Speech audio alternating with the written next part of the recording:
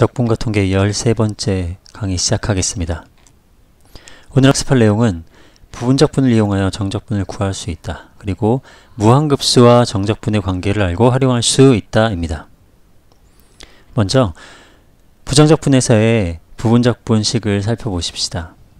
자, 이 식에서 오른쪽에 있는 항을 왼쪽으로 이항했습니다. 이 좌변을 이렇게 쓸 수 있고요. 자, 이제 부정적분의 정의를 떠올려 보시면 이 함수의 적분이 얘기 때문에 fg를 미분하면 이 안에 있는 함수가 나온다는 걸 알 수 있습니다.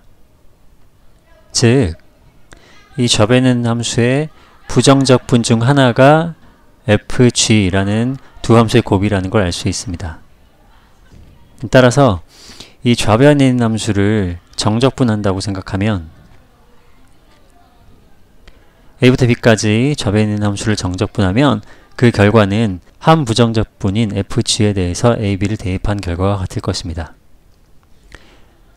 이제 정적분의 성질에 의해서 각각을 따로 계산해 줄 수 있겠고요.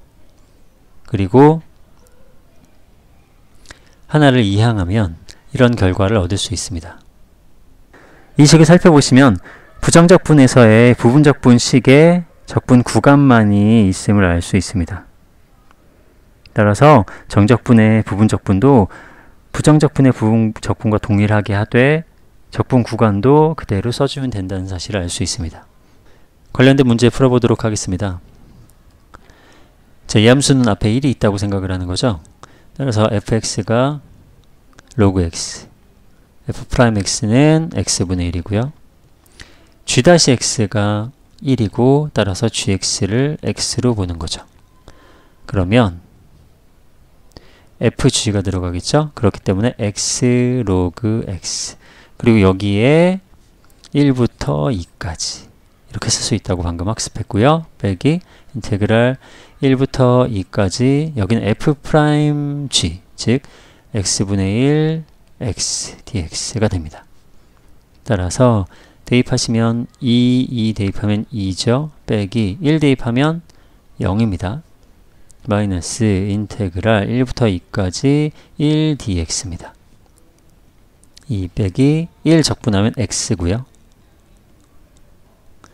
그래서 2 빼기 2 마이너스 1, 즉 1이 됨을 알 수 있습니다. 하나 더 보죠. x sin x, 여기서는 fx를 x로, sin x를 g-x라고 놓는 거죠. 그러면 f'은 1이고요. gx는 마이너스 코사인 x였음을 알 수 있습니다. 자, 이제 부분적분해 보면 fx죠. fx 그 다음 gx 마이너스 코사인, 그러니까 마이너스 x 코사인 x의 0부터 2분의 파이까지 마이너스 0부터 2분의 파이까지, 여기는 f-g입니다. f-g, 그래서 마이너스 코사인 x dx. 2분의 파이를 대입하시면 여긴 2분의 파이, 코사인 2분의 파이는 0이고요. 마이너스 0 대입하시면 0이네요. 더하기 적분하면 sin x 0부터 2분의 파이까지입니다. 따라서 결과는 1이 됨을 알 수 있습니다. 두 번째로 학습할 내용은 무한급수와 정적분의 관계입니다. 먼저 함수 fx가 닫힌 구간에서 연속일 때 정적분의 정의를 생각해 보시면, 정적분이라 함은 그 함수를 델타 x는 a, b 구간을 n등분한 거죠. 그러니까 가로였죠, 가로. 아까 이런 함수가 있었고 얘를 n등분해서 사각형들을 생각했죠. 그래서 이 한 칸이 델타 x였습니다.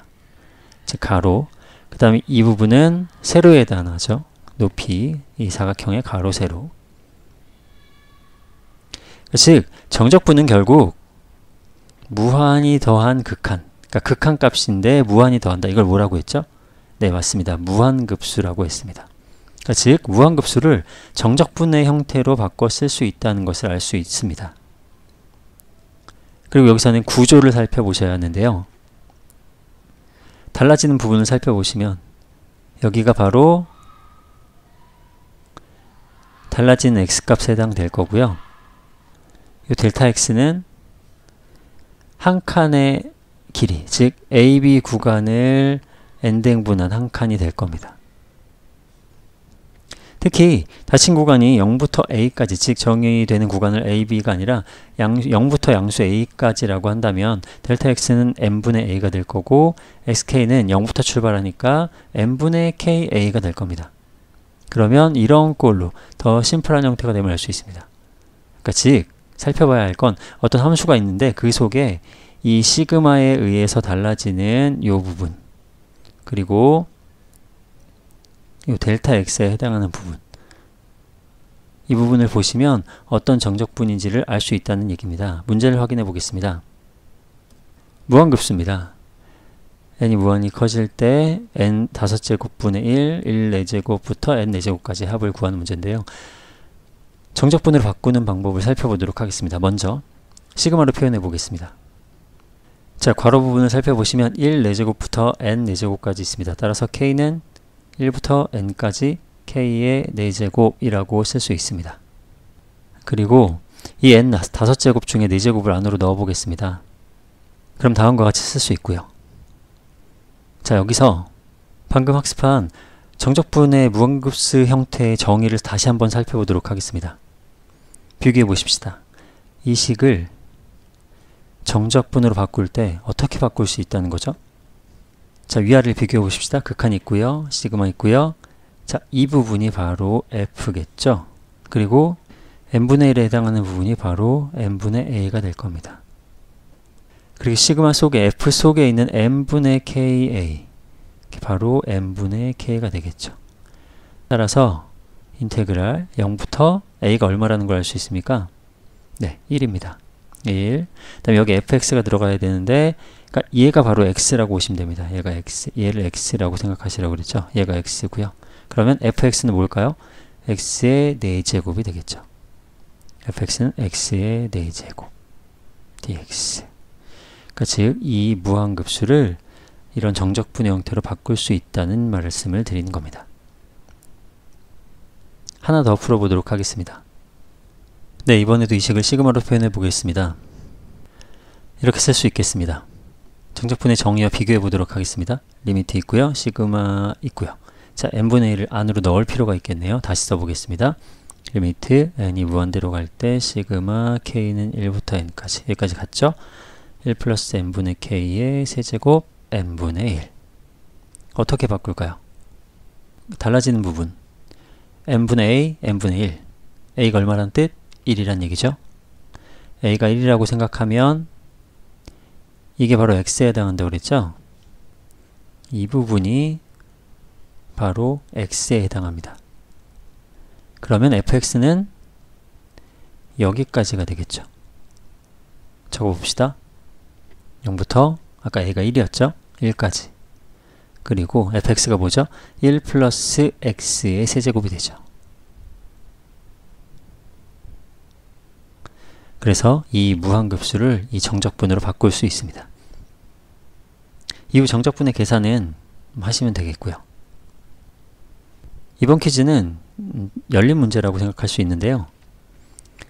선생님이 계속 강조하는 부분은 수학이 어떻게 활용되는지, 그리고 어떤 의미를 여러분들에게 갖는지입니다. 그렇기 때문에 여러분이 원하는 진로와 희망이 있죠. 그러니까 원하는 대학일 수도 있고 직장일 수도 있고, 자, 그 부분에서 수학이 어떻게 쓰일지를 여러분 나름대로 생각하시고 적어주시면 됩니다. 그게 오늘의 퀴즈입니다. 자, 오늘 학습 내용 마무리하겠습니다. 오늘은 정적분의 부분적분에 대해서 학습했습니다. 다음 시간에는 곡선으로 둘러싸인 도형의 넓이를 학습하도록 하겠습니다. 수고하셨습니다.